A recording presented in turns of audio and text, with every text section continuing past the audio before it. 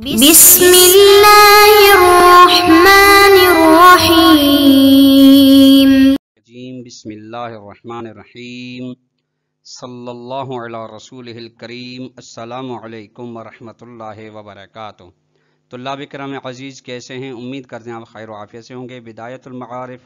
جزء رابع کا سبق نمبر 6 شروع کر رہے ہیں، جس میں عنوان قرار دیا گیا کتاب کی عبارت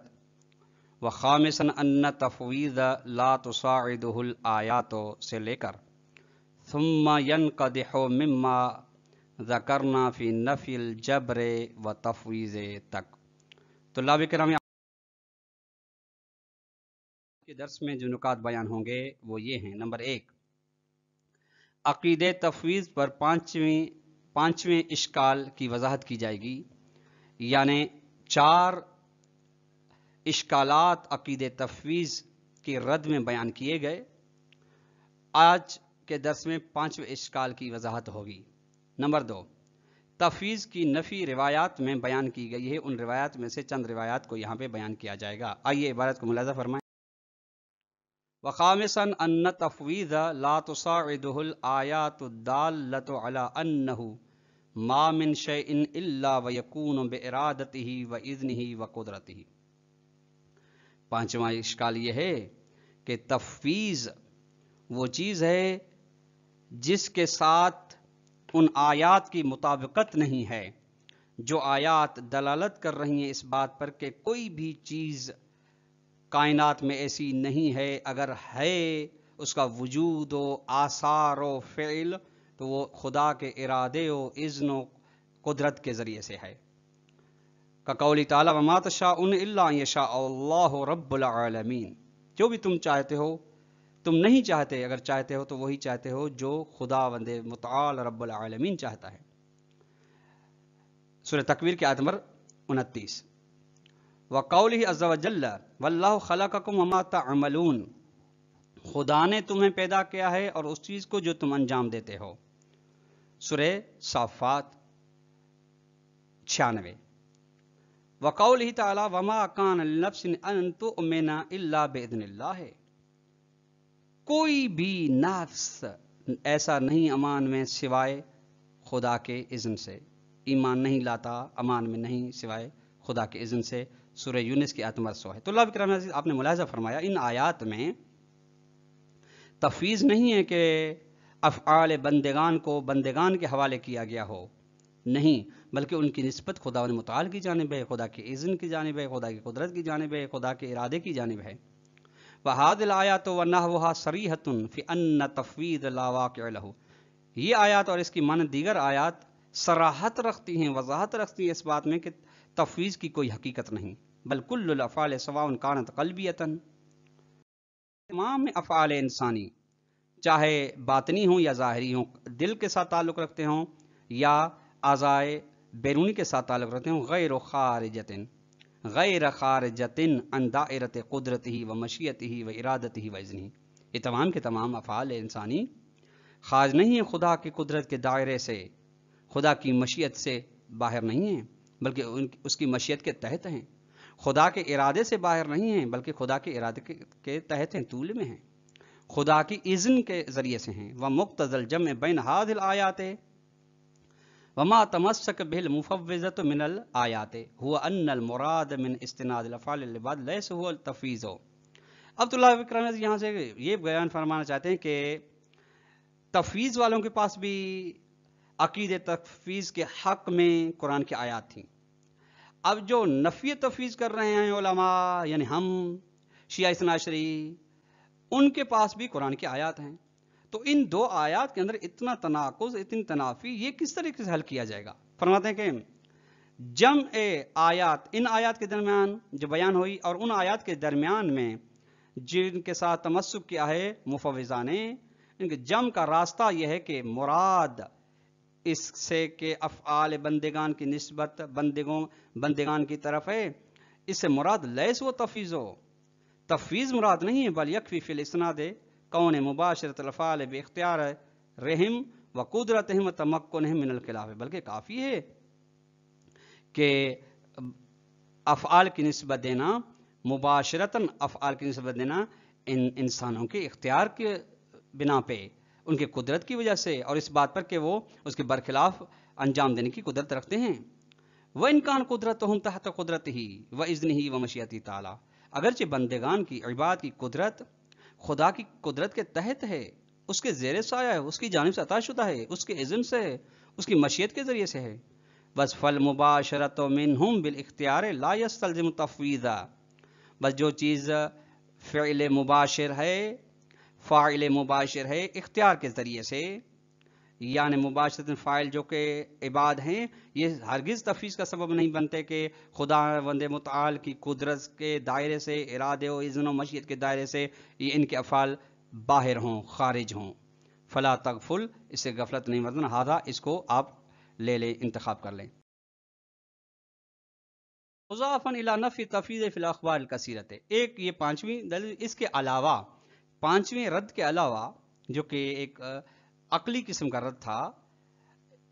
اس کے علاوہ تفویض کی نفی بھی آئی ہے بہت ساری روایات میں، منہا، ان میں سے کچھ کو یہاں بیان کیا جاتا ہے۔ معروی عن صادق علیہ السلام، امام جعفر صادق علیہ السلام سے روایت کیا گیا کہ قال مولانا فرمایا الناس فی القدر علی ثلاثۃ اوجہ، قدر کے بارے میں، قضاء و قدر کے بارے میں، تقدیر کے بارے میں انسانوں کی تین قسمیں ہیں۔ رجل، کچھ ایسے افراد ہیں، زعم ان اللہ عز وجل اجبر الناس علی المعاصی، کچھ یہ گمان کرتے ہیں خداوند متعال نے مجبور کیا انسان کو گناہ انجام دینے پر، لہٰذا وہ حتماً انجام دیں گے۔ فہذا قد ظلم اللہ عز وجل فی حکمہ، فہذا قد ظلم اللہ عز وجل فی حکمہ، اس قسم کا شخص، اس قسم کے افراد خداوند متعال کے بارے میں ظلم کر رہے ہیں حکم لگانے میں، وہ کافر، اور یہ لوگ کافر ہیں جو کہ جبر کا عقیدہ رکھتے ہیں۔ ورجل، اور دوسرا قسم یہ ہے کہ یزعم ان الامر مفوض الیہم، کہ تمام کام انسانوں کے حوالے کیے گئے ہیں، خدا کی اس کے ارادے و مشیت و قدرت کی کوئی دخالت نہیں ہے۔ فہذا وہن اللہ فی سلطانی فہو کافر، یہ ہے خداوند متعال کی بادشاہی و سلطنت و قدرت کو کمزور سمجھنا ہے، اور یہ بھی کافر ہے۔ تیسرا، ورجل یقول ان اللہ عز وجل کلف العباد ما یطیقون ولم یکلفهم ما لا یطیقون، تیسرے قسم کے وہ ہیں جو کہتے ہیں کہ خداوند متعال نے اپنے بندوں کو مکلف کیا ہے اس چیز کو جس کی وہ طاقت رکھتے ہیں، وسعت رکھتے ہیں، ایسی چیزوں کا مکلف نہیں بیان جس کے وہ طاقت ہی نہیں رکھتے۔ بس فاذا احسن حمد اللہ، جب وہ اچھا کام کرتے ہیں تو خدا کے ستائش کرتے ہیں، واذا اساء، جب برا کام کرتے ہیں تو استغفر اللہ، خدا سے مغفرت۔ فہذا مسلم بالغ، یہ شائستہ مسلمان ہے۔ بہر نواز جنور 5 صفحہ نمبر 10 پہ یہ حدیث موجود ہے۔ طلاب کرام عزیز، آپ نے اس حدیث میں ملاحظہ فرمایا کہ اس میں نفی کی گئی ہے تفویض کی، ومنہا معروی عن الوشاء عن ابی الحسن رضا علیہ السلام، امام رضا علیہ السلام سے وشاء نے روایت کی ہے، قال کہتے سالتو ہو، میں نے امام رضا علیہ السلام سے سوال پوچھا، فقلتو، میں نے عرض کیا، اللہ فوض الامر للعباد،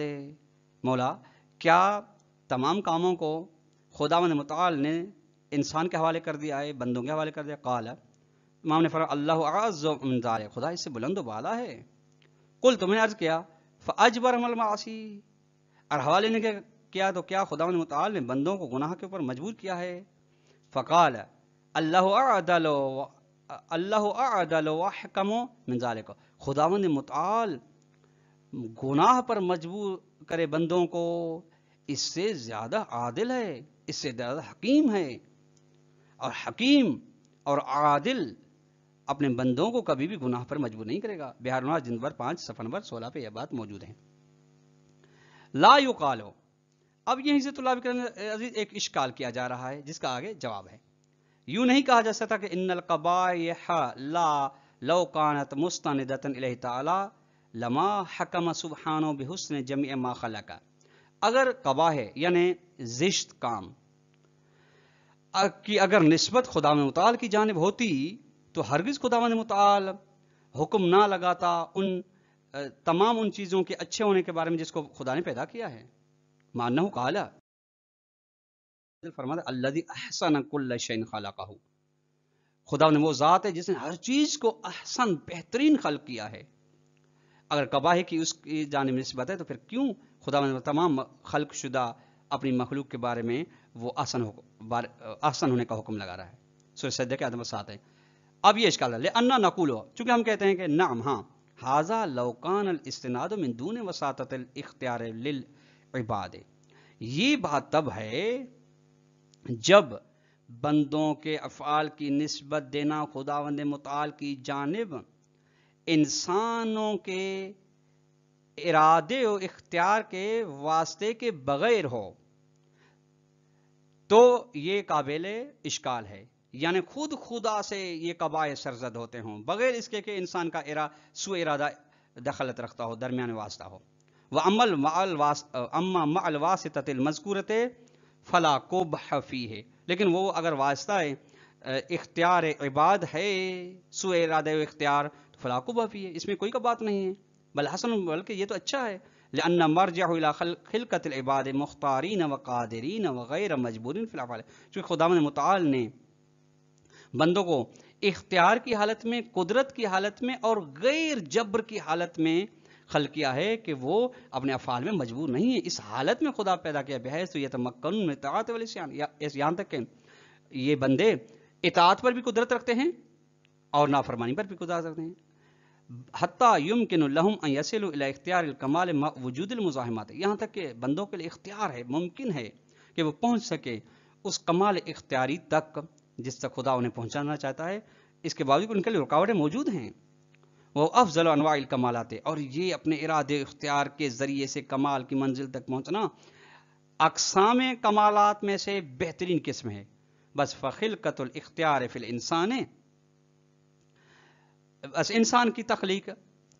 میں اختیار کا ہونا، اختیار کو خلق کرنا، پیدا کرنا، ولو اختار بعض الناس سے الفکر والعصیان بسوء اختیار، اگرچہ بعض بندے، بعض انسان کفر و عصیان، نافرمانیوں، گناہوں کو اپنے سوء ارادے اور اختیار کی وجہ سے اختیار کرتے ہیں. بس انسان کی خلقت میں کا ہونا خلقتاً حسنتاً ایک بہترین خلقت ہے، اس لحاظ سے کہ بملاحظت ان الکمال الاختیاری المتقومہ بالمزاحمات الداخلیہ والخارجیہ لا يمکن وجودہ الا بخلقت الاختیار فی العباد، کمال اختیاری جس کا قوام و بنیاد ان موانع کی وجہ سے ہے جو موانع داخلی اور خارجی ہیں، ممکن ہی نہیں ایسا کمال اختیاری مل سکے سوائے ایسی تخلیق کے ذریعے سے جس تخلیق کے بندگان کے اندر اختیار کا پہلو موجود ہو. والمفروض درحال فرض کیا گیا کہ ان الکمال مذکور من احسن الامور فی النظام، نظام تخلیق میں اس کمال اختیاری کا ہونا بہترین قسم میں سے ایک قسم ہے. فمراعاتہ حسنۃ، بس ایسے کمال اختیاری کا لحاظ کرنا، اس کو نظر میں رکھنا اچھا ہے. والاخلال بہ لا یساعدہ الحکمت واللطف، اور اس میں خلل ڈالنے کے ساتھ خداوند متعال کی حکمت مناسبت نہیں رکھتی اور لطف مناسبت نہیں رکھتا، کما لا یکفا، جس طرح بات واضح ہے. ثم ان ظاہر من عبارت الشیخ قدس سرہ، شیخ مفید کی عبارت ظاہر ہوتا ہے کہ ان تفویض هو القول بالرفع الحاضر عن الخلق فی الافعال، تفویض یہ ہے کہ یہ عقیدہ رکھنا کہ معنی کو اٹھا لیا گیا ہے مخلوقات سے افعال انجام دینے میں، یعنی انہیں کسی قسم کی منع نہیں. والاباحۃ لہما شاء من الاعمال، اور ان کے لیے مباح ہے جو بھی چیز، جو بھی عمل انجام دینا چاہو. نسبہ الی بعض زنادقۃ و اصحاب الاباحۃ، اور اس بات کی، اس عقیدے کی، اس قول کی نسبت دی ہے شیخ مفید نے بعض زنادقہ، زندیق کی جمع ہے، بعض اصحاب اباحات، یہ زنادقہ کی تفسیر ہے. زنادقہ زندیق یعنی ہر گمراہ فرقے کو طلاب کرام میں کہا جاتا ہے، اس کی ایک اصطلاح ہے. تصحیح الاعتقاد صفحہ نمبر 14. وانت خبیر، شارح محترم آپ جانتے ہیں کہ بان المعروف من التفویض، مشہور تفویض سے یہ ہے کہ وہ منسوب الی اکثر المعتزلہ سے، وہ عقیدہ ہے جو جس کی نسبت دی اکثر معتزلہ کی جانب، وهو المبعوث عنہ فی المقام، اور یہاں پر یہی عقیدہ معتزلہ جو کہ عقیدہ تفویض ہے جو ان کی جانب نسبت جس کی دی جاتی ہے، اسی سے بحث کرنا مقصود ہے اس مقام. لأنہ ینافی توحید الافعالیہ، چونکہ یہ عقیدہ تفویض توحید افعالی کے ساتھ تنافی رکھتا ہے. واما ما نسبوا الی بعض زنادقۃ، اور وہ چیز جس کی انہوں نے نسبت شیخ مفید نے بعض زنادقہ کی طرف نسبت دی ہے فولا یناسب القوم، یہاں پہ وہاں یہ مناسبت نہیں رکھتی، یعنی جس تفویض ہم ادھر بحث کرنا چاہتے ہیں اس کے ساتھ یہ بحث یہ شیخ مفید والی نسبت مناسبت نہیں رکھتی، بل ینافی لزوم تکلیف ہے، بلکہ منافات رکھتی ہے کہ عقید تفویض کا لازمہ، بلکہ منافات رکھتی ہے تکلیف کے ضروری ہونے کے ساتھ، وعدم جواز اہمال الناس، اور اس بات کے ساتھ کہ جو مسلم عقیدہ ہے کہ بندوں کو اپنے حال پہ چھوڑا نہیں گیا ہے، ترک نہیں کیا گیا ہے۔ وقد مر فی البحث عن تکلیف اننا نعتقد انه تعالی لا بد ان یکلف عبادہ، اور ہم یعنی شارح محترم فرماتے ہیں کہ مصنف کی جانب سے تکلیف کی بحث میں یعنی عقیدتنا فی تکلیف والی بحث میں گزر گیا ہے کہ ہم عقیدہ رکھتے ہیں کہ خدا متعال کے لیے ضروری ہے کہ اپنے بندوں کو مکلف بنائے، ان کے ذمہ تکلیف عائد کرے، ان کو اپنے حال پہ نہ چھوڑے، وَيَسُنَّ لَهُمْ شرائع، ان کے لیے مقرر فرمائے شرائط قوانین، وَمَا فِيهِ صَلَاحُهُمْ وَخَيْرُهُمْ، اور ہر وہ چیز جس میں بندوں کی مصلحت ہو، جن میں بندوں کی اچھائی ہو، نیکی ہو، سعادت ہو، بس فراج آپ اس بحث تکلیف کی جانب رجوع کریں۔ طلاب کرام، آج کا درس اپنے اختتام کو پہنچاؤں گا، اما آج اگر آپ کو خدمت میں سوال دینا چاہیں تو سوال نمبر 1 یہ بنے گا کہ عقید تفویض کے اوپر 5واں اشکال کون سا تھا، اس اشکال کی اختصار کے ساتھ وضاحت کریں، اور دوسرا سوال یہ بنے گا کہ عقید تفویض کی نفی میں کوئی بھی 2 روایات ادھر بیان کریں۔ والسلام علیکم ورحمۃ اللہ وبرکاتہ۔